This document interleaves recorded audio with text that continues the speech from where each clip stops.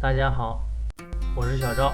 今天我们做一道超简单、平价的清炒西葫芦，便宜省事儿，只要3分钟，特别适合1周采购一次的小伙伴。一根西葫芦、葱蒜、干辣椒。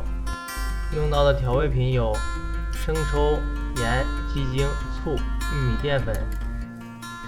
清洗干净的西葫芦，像这样切成4份，去除瓜瓤。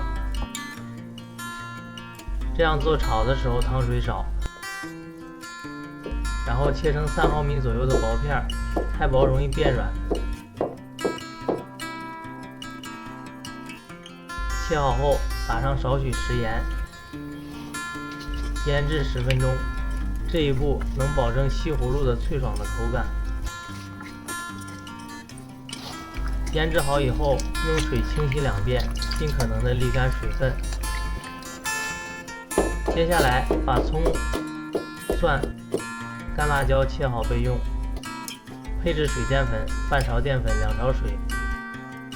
中火加热平底锅，倒入少许食用油，油热后放入葱蒜干辣椒，炒出香味，然后倒入西葫芦片翻炒均匀。加入半勺生抽、半勺盐、半勺鸡精，最后淋入少许陈醋，翻炒入味，大概翻炒1分钟就可以了。出锅前倒入水淀粉，收浓汤汁就可以出锅。制作非常简单，10分钟搞定，还很平价，没有复杂步骤，试试看，你一定会喜欢。感谢观看，别忘了点赞订阅，下次见。